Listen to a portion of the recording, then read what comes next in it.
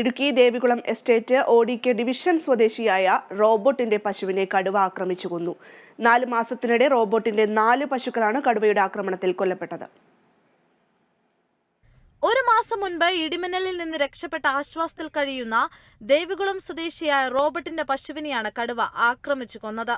വീടിന് സമീപമുള്ള തേയിലക്കാട്ടിലാണ് പശുവിന്റെ ജഡം കണ്ടെത്തിയത്. 4 മാസം മുൻപ് സമാനമായ രീതിയിൽ മേയാൻ വിട്ട പശുവിനെ തേയിലത്തോട്ടത്തിൽ കൊല്ലപ്പെട്ട നിലയിൽ കണ്ടെത്തുകയായിരുന്നു. കഴിഞ്ഞ മാസമായിരുന്നു കുന്നിൻ മുകളിൽ മേഞ്ഞുകൊണ്ടിരുന്ന 3 പശുക്കൾ ഇടിമിന്നലേറ്റ് ചത്തത്.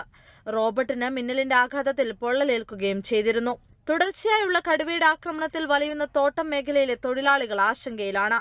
മറ്റ് പ്രദേശങ്ങളിൽ നിന്നും അകലെയായി സ്ഥിതി ചെയ്യുന്ന ഒറ്റപ്പെട്ട പ്രദേശമാണ് ഓൾഡ് ദേവികുളം. ഇതുവരെയും ഈ മേഖലയിൽ ഫോൺ കണക്ഷൻ പോലും എത്തിയിട്ടില്ല. അടിയന്തരമായ സാഹചര്യത്തിൽ പുറം ലോകത്തേക്ക് വിവരങ്ങൾ പോലും എത്തിക്കാൻ പറ്റാത്ത സാഹചര്യമാണ്. ഡിവിഷനിലെ വിവിധയിടങ്ങളിൽ കടുവയെ കണ്ടതായി തൊഴിലാളികളും പറയുന്നു. Kerala vision news, Idukki.